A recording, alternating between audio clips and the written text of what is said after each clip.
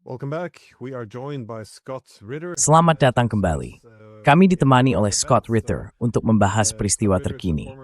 Scott Ritter adalah mantan Inspektur Senjata PBB, perwira intelijen Korps Marinir S, dan juga seorang penulis. Terima kasih banyak telah mengundang saya. Kami melihat konferensi keamanan Munich, yang dulunya merupakan forum yang sangat serius untuk membahas keamanan internasional, tampaknya telah berubah menjadi semacam sirkus penuh pencitraan dan hasutan perang. Ada banyak rasa ingin tahu dan harapan seputar pidato Marco Rubio, terutama setelah pidato J.D. Vance tahun lalu yang mengejutkan pihak Eropa. Saya ingin tahu bagaimana pendapat Anda tentang pidato Rubio dalam konteks arah kebijakan Amerika Serikat dan peran Eropa di dunia baru ini.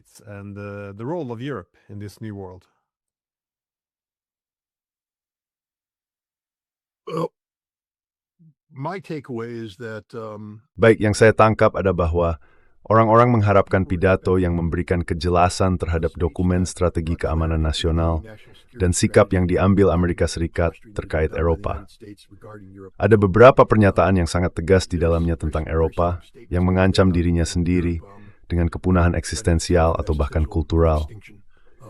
Semua mereversikan bahwa Amerika Serikat tidak sepenuhnya mendukung Eropa, bahwa Eropa harus melakukan beberapa penyesuaian terhadap perilakunya agar lebih selaras dengan visi Amerika. Hal-hal semacam itu.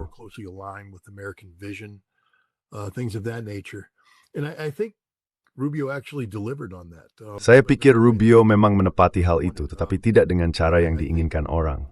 Faktanya, Rubio mengatakan bahwa peran Eropa adalah memperkuat kemampuan Amerika untuk menampilkan diri sebagai kekuatan kolonial baru di selatan global, yang berarti Eropa akan berada dalam posisi yang lebih rendah mulai sekarang. Mungkin itu bukan pesan yang ingin didengar Eropa, tetapi saya cukup yakin itulah pesan yang ingin disampaikan Rubio.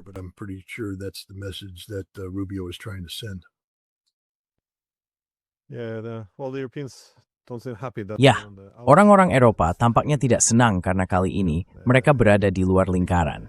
Saya pikir beberapa komentar, jika mereka berada di dalam, akan terasa lebih meyakinkan. Tapi bagaimanapun juga, mereka tetap memberinya tepuk tangan meriah, meskipun saya rasa mereka akan melakukannya juga. Lalu begini, bagaimana pendapatmu tentang cara dia memandang hubungan Amerika dengan kekuatan besar lainnya, entah itu Rusia atau Tiongkok? Karena semua orang masih ingat wawancara yang dia lakukan di awal tahun lalu dengan Megyn Kelly, di mana dia menyatakan bahwa unipolaritas sudah berakhir. Itu memang hanya bersifat sementara. Orang-orang penasaran, maksudnya apa? Apakah kita akan mendapatkan kembali hegemoni itu?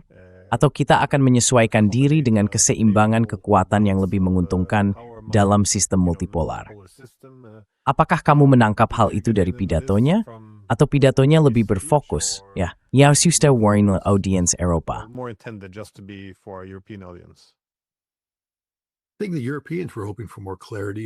Saya pikir orang Eropa mengharapkan kejelasan yang lebih besar karena ada sinyal campuran yang dikirim oleh Amerika Serikat. Maksud saya, kalau kita jujur, Amerika Serikat tidak sedang mencari dunia multipolar. Mereka hanya berusaha mendefinisikan ulang syarat-syarat hegemoni Amerika, beralih dari tatanan internasional berbasis aturan lama yang berlaku sejak akhir Perang Dunia Kedua, menuju tatanan yang didasarkan pada, kamu tahu, kita akan tetap with Amerika balais, banyak orang, termasuk orang Eropa, yang baik, karena artinya Amerika sedang berfokus pada perspektifnya sendiri. Demi port Amerika harus morgen sebenarnya mengadri tetap Amerika kembali domin secara global. Make America dominant globally again. We will brook no competitors. Kami tidak akan mentoleransi adanya pesaing. Bahkan dengan Rusia, tidak ada kebijakan kesetaraan dengan Rusia. Itu hanya sandiwara. Jika memang ada kesetaraan dengan Rusia, maka Anchorage sudah akan diadopsi, bukan? Tapi yang kami lakukan adalah menyeret Rusia agar ikut serta. Apa yang saya lihat hari ini dalam kebijakan kita terhadap Rusia? Karena ingat, Rubio hanyalah satu suara. Tetapi suara itu harus didengar dalam gema dari tindakan pemerintahan Trump yang lebih luas. Adalah Scott Bessent yang mengatakan bahwa ia akan membuat Rusia bertekuk lutut. Anda harus memahami bahwa ketika Besson berbicara tentang hubungan sebab akibat antara sanksi Amerika atau aktivitas ekonomi Amerika dan membuat Rusia bertekuk lutut, ia merujuk pada model Iran. Bringing Russia to its knees is the Iranian model. That means bringing people to the streets. Itu berarti mengerahkan orang-orang ke jalan. Itulah yang diinginkan oleh Amerika Serikat.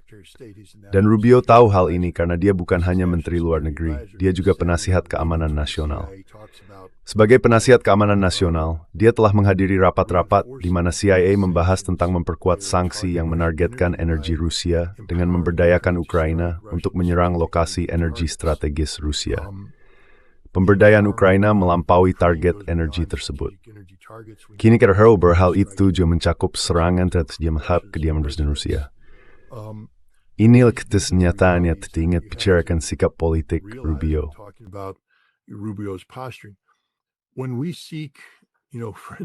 Ketika kita melihat misalnya Kirill Dmitriev dan keterlibatannya, mungkin Rusia percaya bahwa Amerika Serikat serius dalam hal investasi ekonomi yang nyata di Rusia.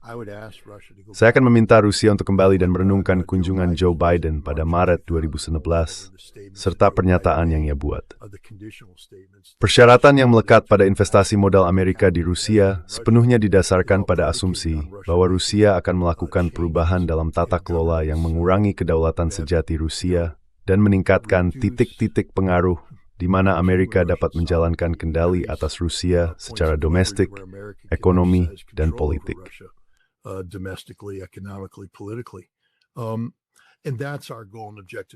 Dan itulah tujuan dan sasaran kami. Tidak ada yang berubah. Jadi, menurut saya, kita tidak bisa hanya melihat kata-kata secara terpisah.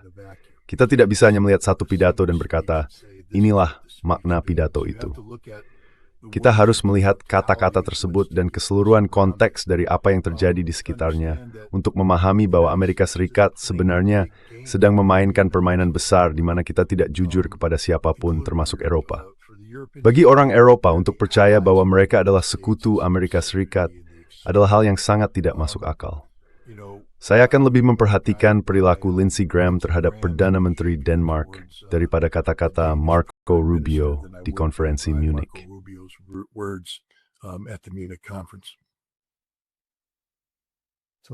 Medier alliansi itu kapal bersama. Itu sebenarnya berkeskaling.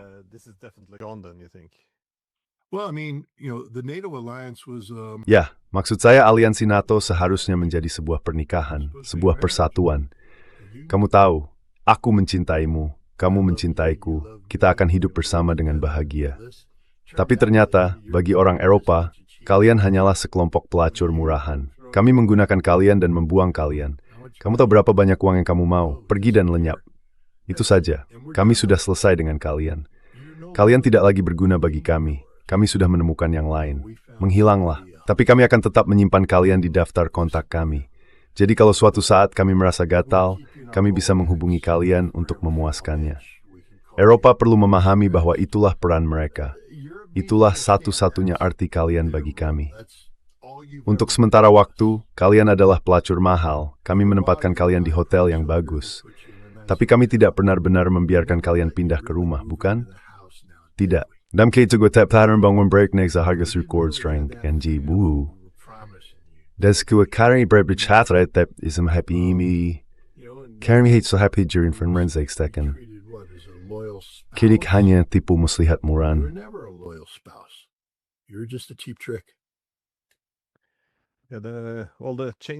Semua perubahan dalam distribusi kekuasaan itu, tampaknya ini adalah sesuatu yang tidak dapat diterima oleh orang Eropa bahwa kepentingan mereka setidaknya telah terpecah menjadi sangat berbeda. Sebaliknya, selalu ada pembicaraan tentang nilai-nilai bersama. Saya tidak yakin bagaimana hal itu cocok dengan analoginya. Ya, maksud saya lagi-lagi yang kita lihat sekarang adalah bahwa Eropa ingin dipandang sebagai satu kesatuan, semacam singularitas. Tapi ternyata Amerika Serikat menjalin banyak hubungan dengan banyak pihak, semuanya dengan dalih Eropa. Jadi sekarang kita melihat semua pacar yang disakiti itu berkumpul. Ini seperti salah satu film di mana seorang pria punya 7 pacar, dan mereka semua bertemu, lalu mulai membicarakan, Apa yang dia janjikan padaku, Jalajani Chanbaraki, apa ini puyerak tadi, itu tidak adil. Ini datar. Dan perbuatan kira perdau small. Dunia ini bukan sedetis berarti like mati, Fort Stickwood. It never was. And you played the game. That's the other thing I don't get. Dan kalian ikut bermain dalam permainan itu. Itulah hal lain yang tidak kumengerti tentang Eropa. Aku tidak memahami kemunafikannya. Setidaknya Perdana Menteri Kanada punya keberanian untuk mengatakan bahwa tatanan internasional berbasis aturan itu hanyalah sandiwara, dan mereka tahu itu sandiwara. Mereka hanya ikut bermain selama mereka masih diuntungkan. Dan jika Kanada bisa sejelas itu, seharusnya Eropa juga bisa sejelas itu. Kalian pasti sudah tahu sejak awal bahwa semua ini hanyalah lelukon. Kalian pasti tahu. Maksudku, bagaimana mungkin tidak tahu? Jika kamu Jerman dan pasanganmu Amerika, pasangan yang katanya penuh kasih, memata-matai ponselmu, oh, tanyakan saja pada Angela Merkel bagaimana rasanya ketika ponselnya disadap. Ask Angela Merkel how it was like to have her phone listened to. What does that tell you? Apa yang itu katakan padamu? Ketika kamu adalah Belanda dan NSA datang kepadamu untuk mendapatkan akses ke telekomunikasi Prancis. Tunggu sebentar. Bukankah kamu bagian dari komunitas Eropa? Keluarga Eropa? Tapi ia datang memintamu untuk memata-matai saudaramu sendiri. Keluarga macam apa itu? Kau tahu Eropa, kau sudah bermain dalam permainan ini sejak awal. Kau tahu seperti apa Amerika Serikat itu. Prancis tahu apa yang telah dilakukan CIA di Paris. Itu ia tahu FTI maik kung CIA ti. Nomor tiga lain tetap DM program ida. Rajia great, itar hederot, distru persistent throat. Itar de sinyu yandai strang di sixta di Eropa. Wife syndrome right now collectively on Europe, and that's what Munich was. Dan itulah yang terjadi di Munich. Tidak bisa begini caranya. Kita sudah punya, kita akan membuat tuntutan. Kita akan melakukan, kamu tidak punya apa-apa. Tidak ada. Dan kami tidak peduli. Kami kirim Marco Rubio. Dia akan melontarkan beberapa kata yang tidak berarti apa-apa. Kamu akan memberinya tepuk tangan meriah, dan keesokan harinya kamu akan sadar bahwa itu hanya kata-kata kosong. Dan sekarang kamu berpura-pura seolah-olah kamu berarti sesuatu, seolah kamu kredibilitas, semua pun. Seperti yang kamu bilang, itu lelukon. Maksudku, ini sandiwara. Ini teater absurditas. Konferensi Cupnya Munich Mordoreth, short road, CS. Used to be something, and now it's nothing. Yeah, well, from the spying on the phone of Ya, dari penyadapan terhadap ponsel Angela Merkel, setiap kali muncul sedikit skandal, dan mereka menyadari bahwa aliansi ini sebenarnya bukanlah kemitraan yang setara, kalau boleh dibilang. Reaksi pertama selalu untuk berpaling, berpura-pura seolah tidak pernah terjadi, karena kalau tidak, akan timbul terlalu banyak gejolak dan gangguan. Jadi, mari kita berpaling, dan berpura-pura ini hanyalah situasi aliansi biasa.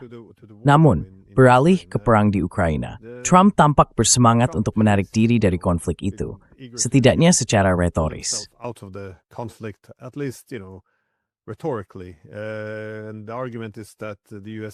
Dan argumennya adalah bahwa AS tidak lagi menjadi bagian dari perang tersebut. Memang, jika melihat senjata atau dana yang telah diberikan, jumlahnya telah berkurang secara signifikan. Namun, sejauh mana Amerika Serikat masih terlibat dalam perang proksi dengan Rusia ini? Karena misalnya, drone yang kita lihat di atas Laut Hitam, tampaknya setiap kali ada drone Amerika, kita tahu akan ada serangan drone Ukraina terhadap pasukan Rusia tak lama kemudian. Jadi, sejauh tingkat keterlibatan. What is the level of involvement? Well, we know that the United States. Nah, kita tahu bahwa Amerika Serikat sangat terlibat dalam memberikan intelijen penargetan kepada Ukraina. Maksud saya, kita melihat hal itu terjadi pada bulan Desember, ketika ada sesuatu yang seharusnya terjadi tetapi tidak terjadi. 91 drone seharusnya menyerang di dekat Presiden Rusia, dan itu dimaksudkan sebagai tindakan intimidasi oleh Donald Trump untuk mengirim sinyal kepada Vladimir Putin bahwa hari-harimu tinggal menghitung jika kamu tidak mau bekerja sama dengan kami. Itu gagal. Dan pihak Rusia menyadari hal ini. Mereka mendapatkan chip tersebut dan mengembalikannya ke Amerika Serikat dalam keadaan utuh, sambil berkata, apa yang ada di chip itu? Kami tahu isinya. Kami tahu apa yang ditunjukkannya. Jadi, kamu tahu permainan itu sudah berakhir. The game's up. on that. But the United States can't. We Tapi kamu tahu, Amerika Serikat tidak bisa terus berpura-pura seolah-olah kita sedang menarik diri. Faktanya, kita sangat terlibat dalam penentuan target. Chip yang diserahkan kepada Amerika Serikat menunjukkan hal itu. Melalui data yang terkandung di dalamnya, paket-paket penargetan memiliki tanda tangan unik yang dapat dikaitkan dengan aktivitas intelijen Departemen Pertahanan Amerika yang ditempatkan di Eropa. Mereka mengambil data intelijen dan mengubahnya menjadi paket target untuk rudal Tomahawk dan rudal NATO lainnya, Scalp, Storm Shadow, dan sekarang turunannya, yang kemudian diserahkan kepada pihak Ukraina. Drone serangan jarak jauh yang dibuat di Jerman oleh Jerman menggunakan intelijen yang disediakan oleh Amerika Serikat yang disaring melalui Palantir.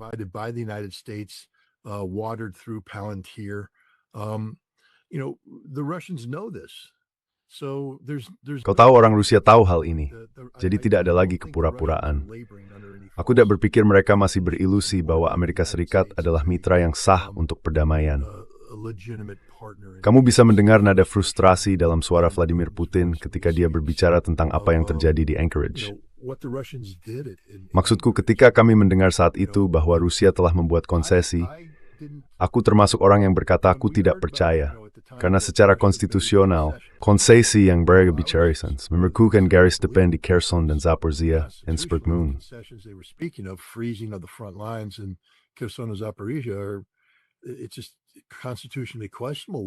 Hanya saja, secara konstitusional masih dipertanyakan apakah seorang presiden Rusia akan melakukan hal itu. Sekarang pihak Rusia belum mengatakan secara pasti apa saja konsesi yang dimaksud. Tetapi Sergei Lavrov telah mengatakan, kami telah membuat konsesi yang sangat sulit kepada Amerika Serikat. Itu kata-katanya. Konsesi yang sangat sulit kepada Amerika Serikat, dengan harapan bahwa Amerika Serikat benar-benar serius tentang perdamaian. Bermer House Street Trade Utwethigaf. Inilah street yang diperlukan untuk beritarit. Davy Store dengan knowledge mark report 3. Lawa dinawing zabaf.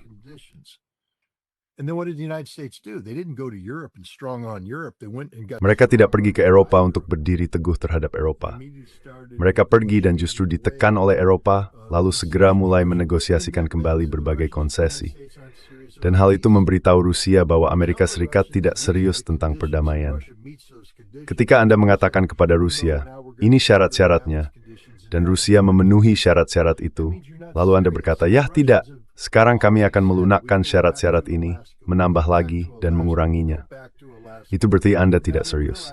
Dan Rusia selalu berkata, kami kembali ke Alaska, kami kembali ke Alaska, kami kembali ke Alaska. Dan sekarang mereka menyadari bahwa Alaska adalah kebohongan. Semua tentang Alaska adalah kebohongan. Begitu ada. Valaskeri kiri kering teling. Begitu antara Rusia dan Amerika Serikat tidak ada lagi harapan palsu. False hope. I think Russia understands the game that's being played. Saya pikir Rusia memahami permainan yang sedang berlangsung. Amerika Serikatlah yang sedang terjepit di sini, bukan Rusia. Maksud saya, sekali lagi, orang-orang bukan Amerika Serikat yang menyeret Rusia lagi. Rusia melakukan apa yang ingin dilakukan Rusia, kapan Rusia ingin melakukannya, dan bagaimana Rusia ingin melakukannya. Tidak ada yang bisa membuat Rusia menyimpang dari jalur itu. Mereka sudah menyampaikan tuntutan mereka. Tapi, kalian Amerika Serikat mencoba garing bone agar mengawal posisi tertentu, posisi jangkar, Ukraina menolak. Tidak menerima kehilangan Donbas, tapi mereka masih berharap bahwa Amerika Serikat yang forward kembali menekan Rusia.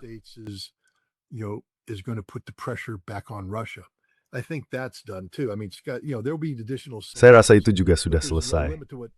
Maksud saya, Scott, kamu tahu akan ada sanksi tambahan, tapi ada batasan terhadap apa yang bisa dilakukan oleh Barat. Saya hanya berpikir kita sedang menghadapi perang yang akan dimenangkan melalui cara-cara militer teknis Rusia atas Ukraina, perang yang akan menyebabkan runtuhnya Ukraina. Dan Eropa panik karenanya. Itulah sebabnya kamu melihat konferensi keamanan Munich. Eropa berusaha memosisikan dirinya kembali dengan cara yang lebih tegas. Karena saat ini orang-orang Ukraina sangat putus asa, mencari tanda bahwa ada pihak yang akan mendukung mereka. Kamu tahu, karena mereka melihat adanya pengabaian secara nyata oleh Amerika Serikat. the practical abandonment by the United States. The intelligence that was Kau tahu, intelijen yang diberikan. Jadi Ukraina akan terus melakukan serangan drone. Tetapi faktanya, setiap serangan drone yang dilakukan oleh Ukraina membawa kembali neraka. Dan ini adalah pertukaran yang sedang dimenangkan Rusia dengan tegas. Kehancuran infrastruktur energi Ukraina saat ini hampir total dan tidak ada kerusakan sebanding yang dilakukan oleh Ukraina, bahkan dengan dukungan Amerika.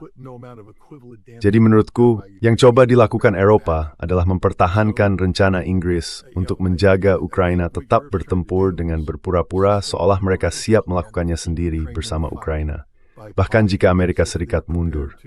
Go it alone with Ukraine, even if the United States walks away. But within the Russian camp, though, there seems to be. Namun di dalam kubu Rusia, tampaknya ada beberapa gesekan atau perpecahan yang semakin meningkat.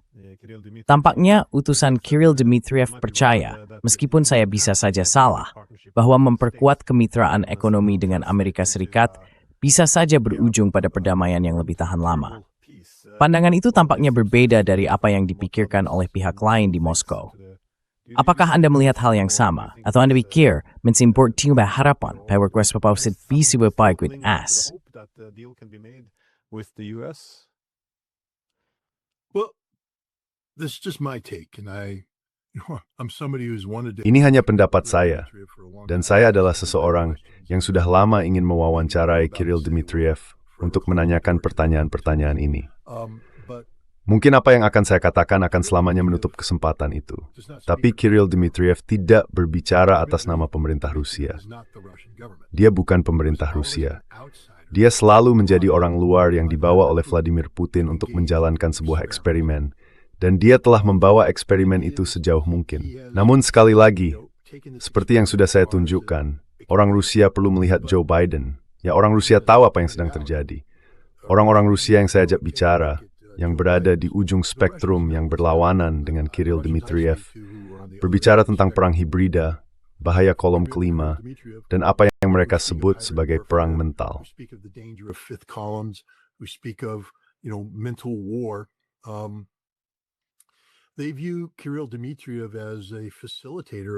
Mereka memandang Kirill Dmitriev sebagai fasilitator niat bermusuhan Barat terhadap Rusia dengan menciptakan potensi yang tidak akan pernah terwujud.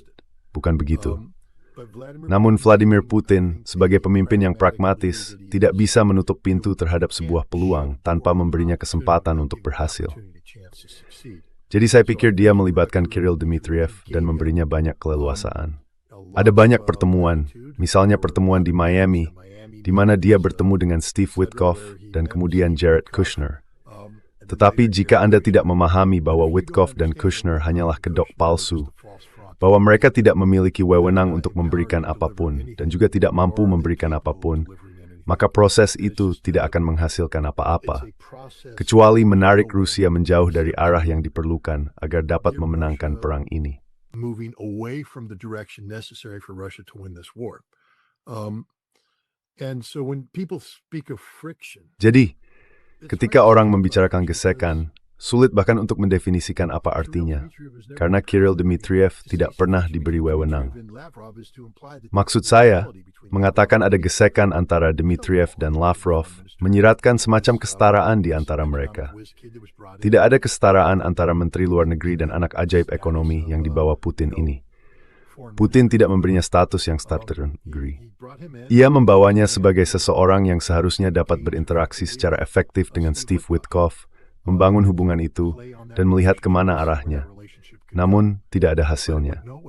Dan sekarang jelas bahwa jalur peluang ekonomi yang ditawarkan Kirill Dmitriev sebenarnya adalah senjata terselubung dari Amerika Serikat.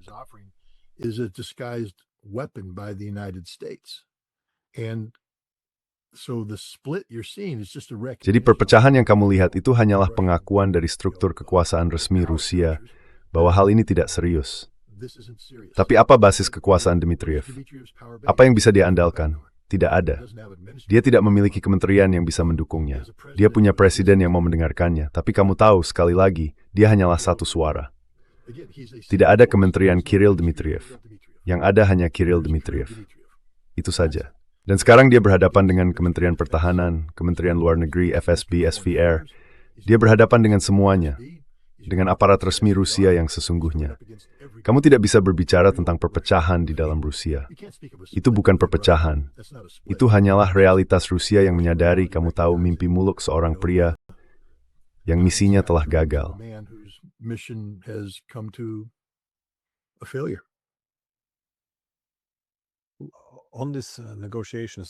Dalam negosiasi ini, kita melihat bahwa Sekretaris Jenderal NATO, Mark Rutte, mengkritik Presiden Putin karena mengirim Medinsky ke perundingan. Ia menyebutnya dengan nada merendahkan sebagai seorang sejarawan. Sekali lagi, ini agak aneh sebagai bentuk penghinaan, mengingat satu-satunya gelar Universitas Mark Rutte adalah di bidang sejarah. Namun tetap saja, kurangnya kesopanan seperti ini, hal yang jarang terlihat selama Perang Dingin. Jadi, bagaimana pandangan sinettingkan negosiasi ini? Apakah Anda mengembali full blind how falling itu mentapthint ni menjadi Anda menunjukkan what encourage tampaknya sudah mati.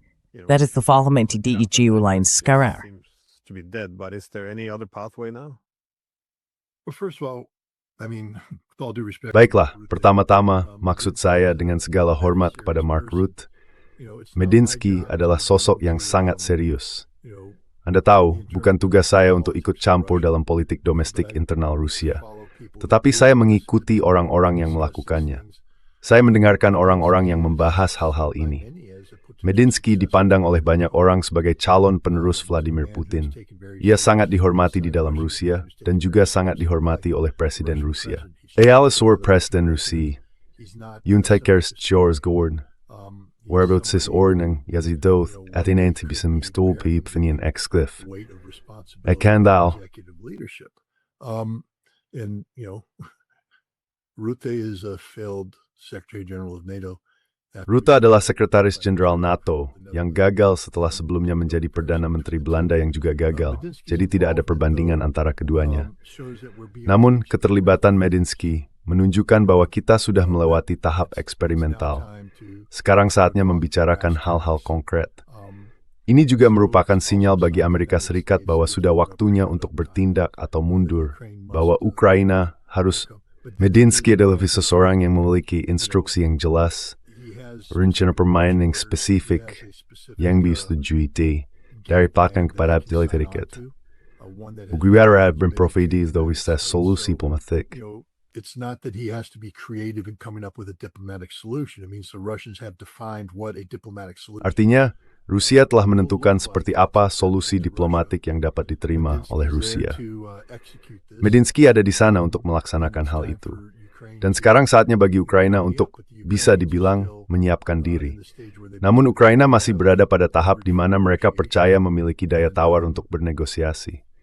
Dan saya pikir itulah pentingnya Medinsky, bahwa kita sudah melewati tahap percobaan. Kita sudah melewati tahap, masih ada ruang untuk manuver.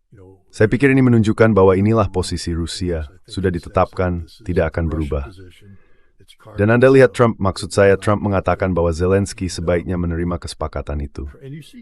Kesepakatan apa? Nah, tampaknya ada kesepakatan di atas meja yang bersedia diterima oleh Rusia.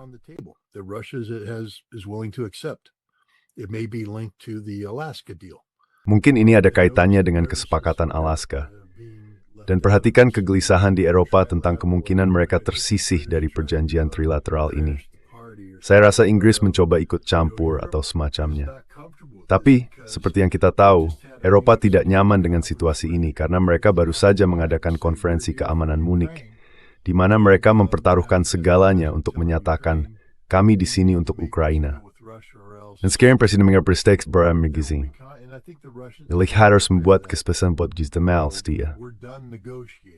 Dan tersi regis tunabrak diin sestesburg sebagai penyempur dan negosiasi. Kesepakatan tapi terhak sedek kesepayan itian. So most likely this will be Kemungkinan besar hal ini akan diselesaikan di medan perang. Maksud saya, setiap kali saya berbicara dengan Mearsheimer, dia tampak kebingungan. Saya masih berpikir mungkin akan ada kesepakatan, tetapi ini pasti akan diselesaikan di medan perang. Well, unless the Ukrainians take this deal. Find me a Ukrainian leader. Ya, kecuali orang-orang Ukraina menerima kesepakatan ini. Coba temukan satu pemimpin Ukraina yang bersedia menerimanya. Bahkan Budanov, yang disebut-sebut sebagai calon presiden potensial. Kamu tahu, ada hal-hal yang harus dilakukan dari sisi jaminan keamanan yang jelas tidak akan diizinkan oleh Rusia. Ukraina masih berpegang pada anggapan bahwa ada semacam keterlibatan Amerika di lapangan, dan Rusia tidak akan membiarkan itu. Jadi maksud saya, Zelensky tidak akan pernah setuju dengan ini. Ia tidak bisa. Jadi siapa pemimpin politik yang akan menggantikan Zelensky dan menyetujuinya? Saat ini tidak pun di pihak Ukraina. Jadi tanpa ada politisi yang bersedia beban itu, tidak akan ada kesepakatan damai. There isn't going to be a peace deal. Well, we have another war though coming possibly up. Ya, sepertinya kita mungkin akan menghadapi perang lain. Saya tidak yakin apakah saya harus merasa lega karena belum terjadi, karena tampaknya mereka hanya sedang menempatkan pasukan di posisi masing-masing. Iran mengatakan mereka akan membalas dengan keras terhadap serangan apapun, dan AS tampaknya sedang memperkuat kekuatan militernya. Lagi-lagi, ini mungkin hanya untuk tekanan politik, tetapi tentu saja juga bisa menjadi persiapan untuk perang besar. Menurutmu bagaimana? AS sedang menambah banyak aset militer. Di satu sisi, mereka bisa menimbulkan kerugian besar bagi Iran. Di sisi lain, mereka juga menempatkan banyak sasaran di wilayah tersebut. Menurutmu bagaimana perang seperti ini akan berlangsung? Maksud saya, memang sudah ada simulasi perang sebelumnya, tapi hal-hal seperti itu tidak selalu akurat. Ya. Well, I think we have to start with some foundational. Saya pikir kita harus mulai dengan beberapa poin dasar. Kebijakan Amerika Serikat bukanlah untuk mencari penyelesaian yang dinegosiasikan dengan Iran terkait program nuklirnya. Kebijakan AS adalah untuk mencari penggulingan rezim Republik Islam. Itulah tujuan kebijakan yang dinyatakan oleh Amerika Serikat. Jadi, diplomasi. Mengapa diplomasi? Apakah kita benar-benar terlibat dalam diplomasi? Apa yang terjadi di Jenewa? Yang terjadi di Jenewa adalah bahwa Iran, meskipun bersikap seolah akan membangun masa kekebalan selama 2 minggu, sementara mereka mempertimbangkan langkah selanjutnya. Jika kita kembali ke bulan Januari tahun ini, pada puncak kerusuhan di jalan-jalan Iran, Presiden Amerika Serikat mengatakan, tetap kuat.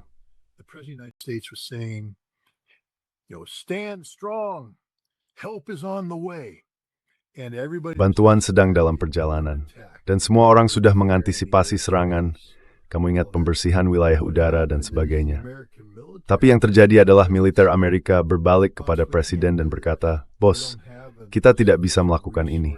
Kita tidak memiliki sumber daya yang cukup untuk mencapai dampak yang Anda inginkan. Akibatnya, Iran akan menghancurkan Israel."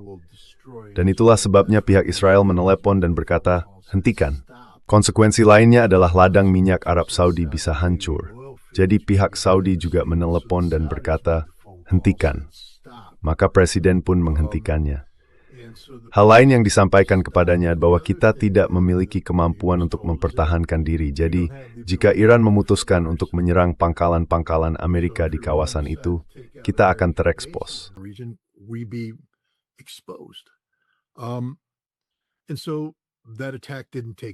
Dan jadi serangan itu tidak terjadi. Namun kemudian Amerika Serikat melakukan apa yang selalu dilakukannya, mengatakan, "Kami siap untuk terlibat dengan Iran dalam negosiasi." Mengapa? Karena kami perlu melakukan 2 hal. Pertama, kami perlu mengatur ulang dinamika internal yang ingin kami capai di dalam Iran.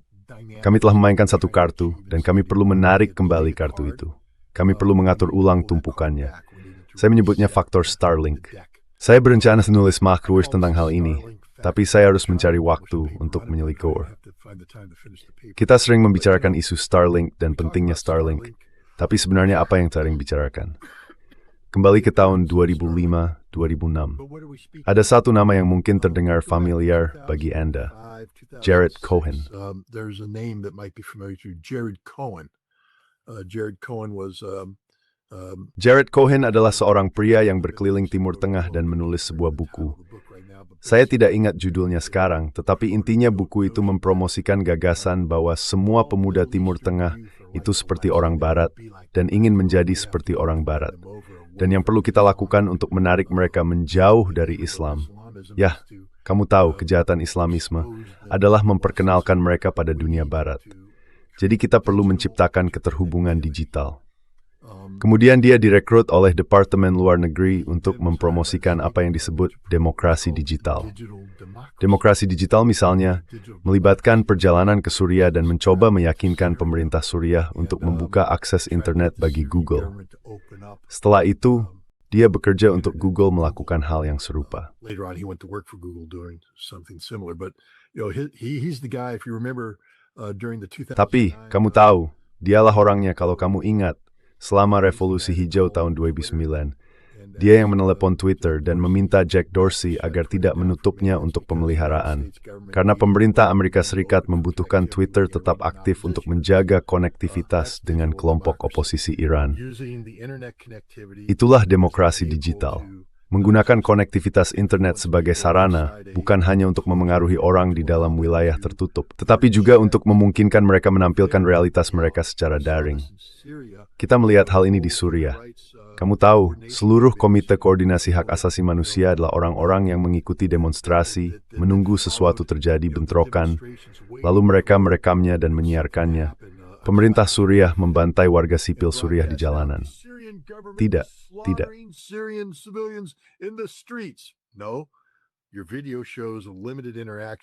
Videomu menunjukkan interaksi terbatas tanpa konteks, tetapi mereka menyiarkannya dan kemudian menyebar luas. Mereka menggunakan konektivitas serupa untuk mempromosikan gagasan bahwa pemerintah Suriah menggunakan senjata kimia dan seterusnya. Inilah demokrasi digital, sebuah alat subversi. Dengan Iran, pemerintah mengambil alih kendali atas internetnya.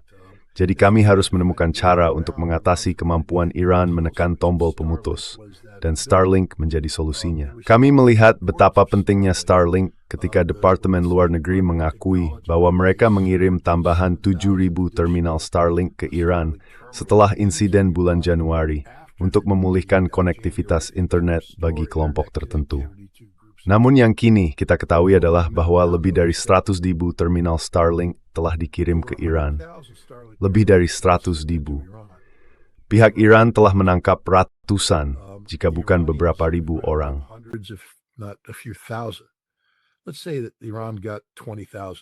Katakanlah Iran mendapatkan 20.000. Itu berarti masih ada 80.000 terminal di luar sana. Kita tahu bahwa orang Israel Mossad telah menyediakan paket khusus yang mengubah Starlink dari lebar pita tunggal tradisionalnya menjadi lompatan frekuensi, meniru komunikasi bergaya militer. Jadi mustahil untuk dilacak atau dijamming dan sebagainya. Mengapa? Karena kita sedang memengaruhi pikiran sebanyak mungkin warga Iran dengan logika anti-rezim, perang hibrida, perang mental, menyebabkan bentrokan di antara mereka, dan menciptakan potensi bagi mereka untuk memproyeksikan citra keluar yang memengaruhi dunia. Misalnya kamu ingat histeria itu. Mereka menembaki ratusan ribu warga Iran, padahal jumlahnya 3.000 dan sebagian besar dari mereka dibunuh oleh pihak jahat. Tapi kamu tahu, tidak merusing matter, it's dark and persepsi raise mereka ini berulang kali. We have to reset that. And it's not that we have to get things, that we just have to. Dan bukan berarti kita harus mendapatkan sesuatu. Kita hanya perlu mengatur ulang kondisi agar ketika kita memanggil 80.000 orang ini untuk bangkit dan membakar kota-kota di Iran, kita bisa mendukung mereka 2 kali lipat. Pertama, dengan kampanye militer untuk menekan kemampuan rezim dalam merespons, dan kedua, untuk memberdayakan pihak-pihak yang belum termobilisasi. Di mana tentara pembebasan Baloch saat revolusi Januari? Tidak ada. Di mana Pejiak? Tidak ada. Di mana Hijahidin al-Khalq? Dua hadar. The first spitzer in at strength, and it worked namaing downward. No more brace like no brace that is hurry to take it more the braver Paboman. Because they were supposed to go streets once we started bombing. Then they would rise up and make the military. Lalu mereka akan bangkit dan menggerakkan militer untuk menjatuhkan rezim begitu kami berhasil menekannya. Tapi kami harus mengatur ulang. Kami tidak memiliki kekuatan yang cukup untuk mencapai tujuan itu. Sekarang, untuk menghadirkan kekuatan itu, kami memindahkan mereka, seperti yang kamu katakan. Kami memindahkan banyak target ke Afghanistan, wilayah yang membuat mereka rentan. Jadi yang perlu kami lakukan adalah menciptakan jendela ketahanan. Itulah tujuan dari diplomasi itu. Kami melakukan diplomasi, kami bertemu dengan pihak Iran di Jenewa, kami mencapai kesepakatan yang baik. Maksud saya, hey, ini kemajuan yang bagus. Amerika Serikat sedang membicarakan sebuah kerangka kerja. Nah, J.D. Vance menutup pintu itu. Dia bilang tidak ada kerangka kerja.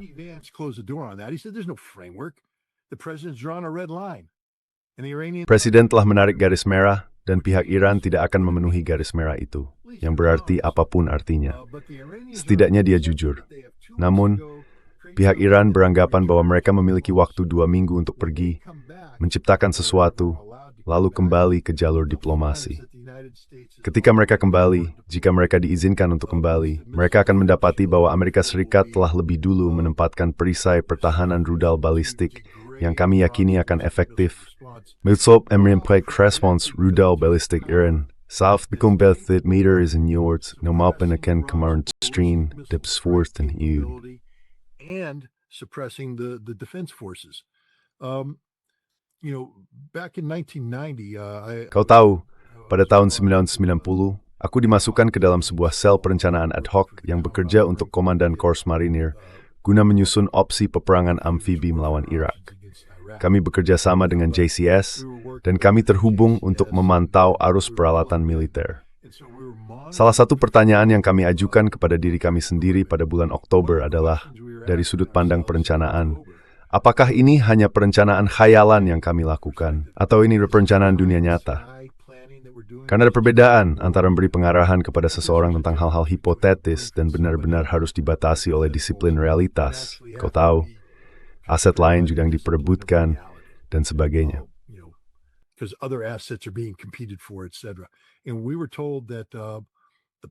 Dan kami diberitahu bahwa titik penentuan itu terjadi pada bulan Oktober. Ada sesuatu yang disebut TPFDD. Kamu bisa mencarinya. Singkatannya dari Time Phased Force and Deployment Data. Memang akronim yang panjang, tapi pada dasarnya ini adalah cara kita mengatur penempatan pasukan dan logistik secara bertahap ke suatu wilayah untuk mempersiapkan perang. Dan ketika kamu menjalankan perang dengan lingkup dan skala sebesar yang kami rencanakan terhadap Irak, ada satu titik dalam TPFDD di mana, begitu kamu mengerahkan sumber daya ke depan, semuanya sudah selesai, keputusan sudah diambil. Dan keputusan itu dibuat pada pertengahan Oktober.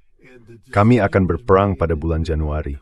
Dan hal itu tidak akan pernah berubah, apapun yang terjadi dalam diplomasi, karena terlalu banyak sumber daya yang sudah dikerahkan.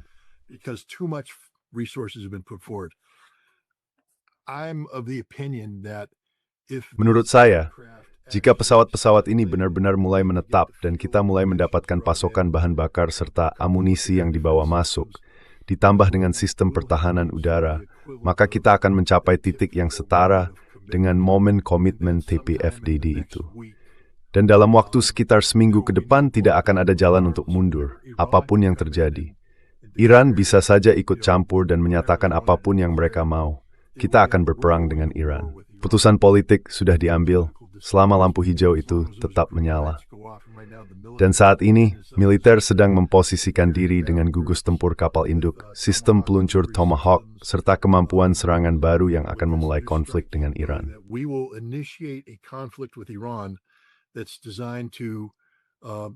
Itu dirancang untuk memperlambat, tidak bisa sepenuhnya menghilangkan, tetapi dapat memperlambat kemampuan pembalasan rudal balistik mereka. Dan kita akan melakukannya dengan kampanye udara yang dirancang agar Iran tidak memiliki celah untuk melakukan peluncuran massal. Mereka mungkin bisa menyelundupkan satu peluncur dan menembakkan 1 atau 2 rudal, tetapi mereka tidak akan bisa melakukan peluncuran massal karena kita akan langsung menanggapinya dengan rudal dengan rencana udara yang sedang kita siapkan. Jadi, saya pikir perang tidak bisa dihindari. Saya pikir keputusan itu keputusan politiknya jelas sudah dibuat. Kita hanya perlu militer untuk memberikan lampu hijau pada aspek terakhirnya.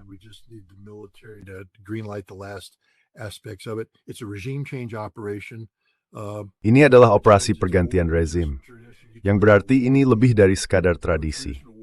Kamu berbicara tentang simulasi perang. Simulasi perang tradisional tidak memiliki komponen pergantian rezim yang dimasukkan ke dalamnya.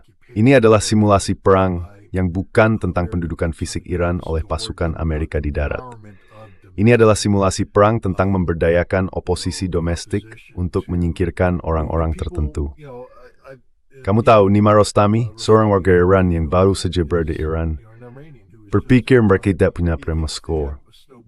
Si tingkar untuk kecuadannya. Kecuali saya yang ingin menorus kowo sebagian besar populasi pasif. That most populations are passive. And if you get a situation where Dan jika terjadi situasi di mana pemerintah Iran disingkirkan, dan kini Anda harus bergantung pada kemampuan cadangan yang belum terwujud, di mana pasukan keamanan terhambat, ditekan, dihancurkan, dipermalukan. Lalu suatu pagi Anda bangun dengan niat pergi ke demonstrasi di pusat kota Teheran untuk menyatakan dukungan kepada pemerintah Iran. Tetapi ketika melihat ke jalan, Anda melihat truk pickup putih dengan militan pijak, militan Baluch, dan mujahidin Khalq berkeliaran. Mengambil alih sudut-sudut jalan, Anda akan tetap tinggal di rumah. Dan menurut saya itulah tujuan dan sasarannya.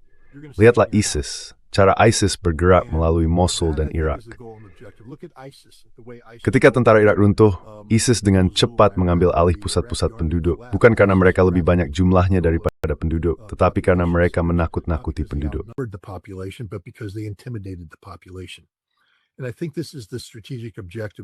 Dan saya pikir tujuan strategis Amerika Serikat adalah menciptakan kondisi di mana berbagai faksi militan ini dapat mengambil alih kota-kota Iran, menggulingkan pemerintahan Iran, dan menyatakan Republik Islam telah berakhir. Kemudian Amerika Serikat akan masuk dengan pemerintahan baru Iran yang dipilih langsung oleh Jared Kushner untuk mengambil alih. Apakah mereka akan berhasil atau tidak? Saya tidak tahu. Tapi saya tidak akan menyebutnya fantasi yang terlalu jauh. Berapa banyak orang yang mengira Venezuela akan runtuh seperti itu ketika Maduro ditangkap? Berapa banyak yang memperkirakan sejauh mana CIA mampu menembus elit politik, militer, dan ekonomi Venezuela serta mengambil alih kendali negara itu? Gagasan bahwa CIA tidak berbuat apa-apa di Iran itu konyol. Kita tahu ada 80.000 terminal Starlink yang menunjukkan sebaliknya.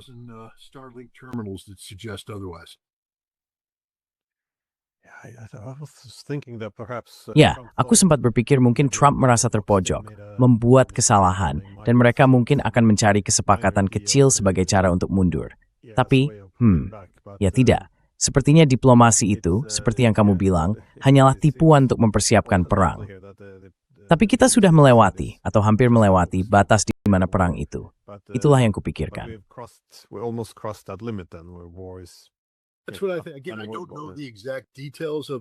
Sekali lagi, saya tidak tahu detail pastinya. Karena seperti yang Anda tahu, kita bisa memindahkan skuadron dengan biaya yang relatif murah. Tapi ketika kita mulai memindahkan faktor-faktor pendukung, pemeliharaan, bahan bakar jangka panjang, itu berbeda. Jika kita akan berperang melawan Iran, kita sedang membicarakan perang yang bisa berlangsung selama beberapa minggu. Kita membutuhkan amunisi, kita membutuhkan bahan bakar. Kita akan menembakkan banyak Tomahawk, very tough tapi wes member with and low. Senyis mereka kemampuan untuk berpatar hari grup keberlanjutan. A global sustainable conflict. But we've never. Namun dalam beberapa tahun terakhir, kita tidak pernah mengerahkan kemampuan itu sepenuhnya karena biayanya sangat mahal. Jika saya tahu kan lebih yakin untuk mengatakan, sudah pasti kita telah melewati batas ini, itu karena saya memiliki semua detailnya. Tapi kita tidak punya, karena itu bersifat rahasia. Meski begitu, tahu kan ketika sesuatu terlihat seperti bebek, berjalan seperti bebek, dan bersuara seperti bebek, mungkin memang harus disebut bebek. Merjongin tenai skari temari daft person plateau is an opresip ganzim myth. Diciptakan and hin.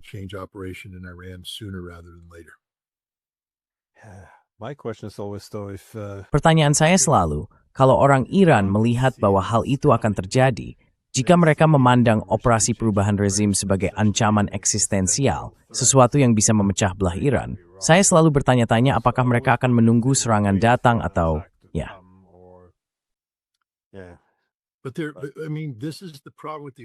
Tapi maksud saya, inilah masalahnya dengan orang Iran. Mereka adalah orang yang terhormat, dan karena itu mereka terjebak dalam ini yang disebut jebakan Jenewa. Maksud saya berharap saya salah. Saya berharap sejarah membuktikan bahwa saya salah. Dan 2 minggu kemudian, kamu bisa menelepon saya dan berkata, Scott, kamu bilang ini, itu, dan hal lainnya, dan saya akan berkata, ya, Glenn, saya salah. Saya tidak memahami hal ini. Saya akan sangat senang jika itu terjadi. Saya tidak menginginkan apapun selain terbukti salah dan dipermalukan di panggung dunia. Jika itu berarti tidak ada perang. Tapi kamu tahu, masalahnya adalah orang Iran, secara logis, mengapa ada perpanjangan 2 minggu ini? Apa yang terjadi dalam 2 minggu jeda diplomatik ini? Amerika Serikat tidak. Lihat, seharusnya orang Iran benar-benar berkata, hey, faktanya kami merasa terancam oleh apa yang kalian lakukan. We feel threatened by what you're doing. And at some point in time, pada titik tertentu, pasal 51 mungkin harus diterapkan dengan mengacu pada insiden Caroline, putusan Mahkamah Agung, saya kira dari tahun 1830-an atau 40-an, tentang Inggris yang mencegat kapal AS Caroline yang mengirimkan amunisi kepada para pemberontak Kanada. Kita mengatakan kalian tidak berhak menyerang kami, dan pihak Inggris mengklaim pembelaan diri secara preemptif. Mahkamah Agung setuju dengan mereka, dan hal itu menjadi landasan hukum internasional. Jadi pihak Iran bisa saja mengatakan, kami tidak bisa membiarkan kalian kekuatan militer sampai pada tingkat ini. Jika kalian mencapai titik tertentu, kami harus bertindak lebih dulu. Dan kalian telah menetapkan titik itu di bawah ambang batas yang diperlukan untuk kemenangan Amerika.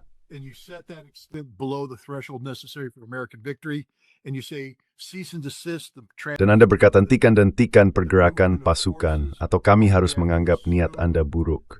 Dan pahamilah bahwa ketika kami mendahului Anda, kami juga akan menyerang Arab Saudi. Kami akan habis-habisan. Ini tidak akan menjadi hal kecil. Kami hanya mengasumsikan niat terburuk Anda. Kami akan bertindak sepenuhnya. Mereka juga harus meminta Tiongkok untuk ikut campur dan berkata, serangan Amerika terhadap Iran akan membuat kami mempertimbangkan kembali seluruh pendekatan kami terhadap Taiwan. Dan itu menempatkan Amerika dalam dilema, karena kami tidak bisa berperang di 2 front sekaligus. Ada hal-hal yang perlu dilakukan. Amerika Serikat saat ini dibiarkan melawan segala sesuatu yang diperlukan untuk mewujudkan kemungkinan ini.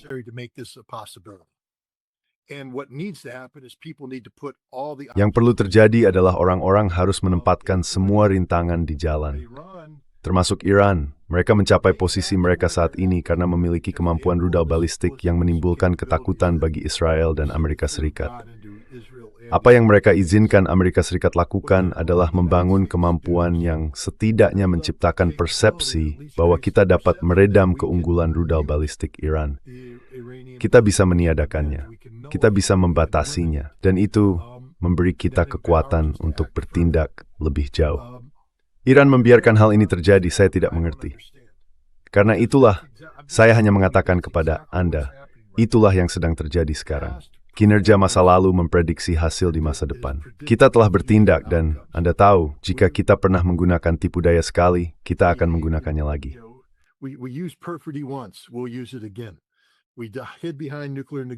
Kami pernah bersembunyi di balik negosiasi nuklir untuk menyiapkan serangan mendadak terhadap Iran. Kami akan lakukan. Kamu tahu, jadi ya entah Iran mengubah sikapnya atau akan dibawa menuju kehancurannya sendiri. Dan Tiongkok juga harus memahami hal itu. Maksud saya Rusia sedang terikat di Ukraina. Jadi saya sedikit memaklumi Rusia saat ini. Mereka sudah terlibat dalam perjuangan eksistensial mereka sendiri melawan Barat kolektif. Tapi Tiongkok, kamu tahu, Donald Trump pernah mengatakan bahwa ia ingin membongkar BRICS. Dan jika ia berhasil menghancurkan salah satu anggota BRICS, menurutmu, apa yang terjadi selanjutnya? Berapa banyak negara yang berbaris untuk bergabung dengan BRICS di masa depan? Tidak ada.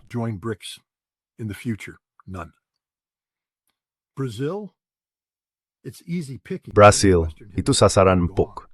Mereka berada di belahan barat, mereka sudah hilang. Afrika Selatan, tidak ada yang akan membela Afrika Selatan.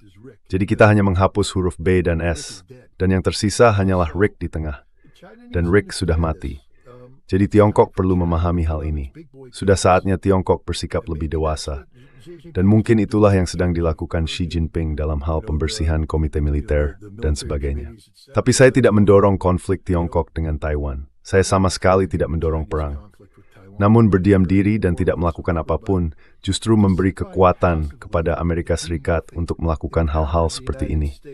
Dan jika Anda membiarkan Amerika Serikat meraih kemenangan murah lagi, karena, ya Tuhan, jika kita benar-benar terlibat, jika para perencana militer benar, jika CIA benar, Anda tahu, CIA bukanlah lembaga yang bodoh. The CIA is not stupid. Sometimes they're incompetent, but they're not stupid. Kadang-kadang mereka tidak kompeten, tapi mereka bukan orang bodoh. Mereka harus punya alasan untuk percaya bahwa mereka bisa menjatuhkan pemerintah Iran. Harus ada sesuatu yang terjadi di dalam Iran yang memberi CIA keyakinan untuk mengambil keputusan ini. Sesuatu yang tidak kita ketahui, semacam infiltrasi terhadap pihak Iran. Dan kita tahu mereka telah menyusup cukup dalam. Israel telah menyusup jauh ke dalam pemerintahan Iran, Dinas Keamanan Iran, dan seterusnya. Jadi mereka harus memiliki tingkat keyakinan bahwa tekanan semacam ini diberikan kepada Iran. Inilah hasil yang diharapkan. Kalau tidak, mereka tidak akan mengambil risiko ini. Karena setelah pertapastegnen, tidak mungkin berjudi dalam skala sebesar ini. You can't be gambling on this scale. This is why when people say, do you think... Inilah sebabnya, ketika orang bertanya, apakah menurutmu Amerika bisa berhasil? Saya tidak ingin mereka berhasil. Saya ingin percaya bahwa Iran tangguh, kuat, dan bertekad seperti yang mereka tunjukkan. Tapi saya melihat perilaku para aktor di pihak ini.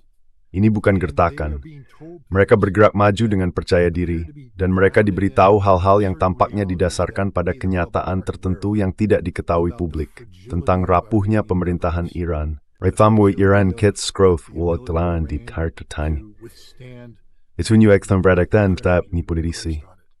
Kita melihat Glenn Deason memicu gangguan pada bulan Desember dan Januari.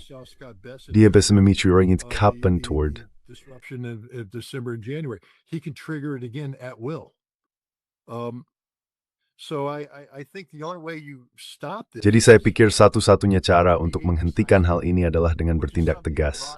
Sesuatu yang belum dilakukan oleh Iran. Itu hal lainnya. Kita terus mengatakan bahwa Iran memiliki potensi untuk membalikkan keadaan di Tel Aviv. Lalu mengapa mereka tidak melakukannya? Mengapa pada bulan Juni mereka tidak membalikkan keadaan di Tel Aviv? Karena Iran selalu bertindak dengan menahan diri. Mereka selalu mencari hasil yang menjauh dari konflik yang menentukan. Amerika Serikat sedang bersiap untuk konflik yang menentukan. Jadi masa penahanan diri Iran telah berlalu.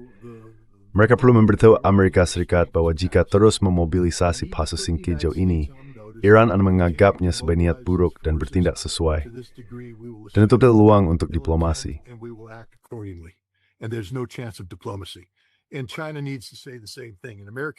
Dan China perlu mengatakan hal yang sama. Tindakan Amerika terhadap Iran akan membuat kami meninjau kembali seluruh pendekatan kami terhadap Taiwan. Karena, izinkan saya memberi peringatan kepada pihak China. Jika kami mengambil tindakan terhadap Iran, kami akan meninggalkan kebijakan satu China, dan kami akan menggandakan komitmen kami untuk membela Taiwan.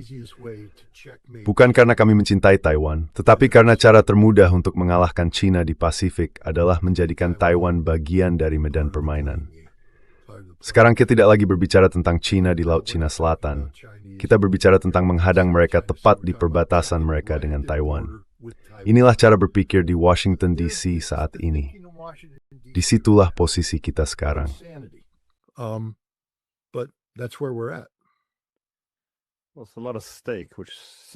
Ya, banyak yang dipertaruhkan, yang menunjukkan bahwa Rusia dan Tiongkok bisa membantu dalam skala besar. Meskipun, tentu saja, bukan dalam perang bersenjata dengan Amerika Serikat, tapi dengan cara lain. Bagaimanapun, terima kasih banyak sudah meluangkan waktu, seperti biasa, dan membiarkan saya menggali pemikiran Anda. Terima kasih lagi, dan saya harap Anda segera kembali, kalau kita masih di sini ya. If we're still here, yeah. By brain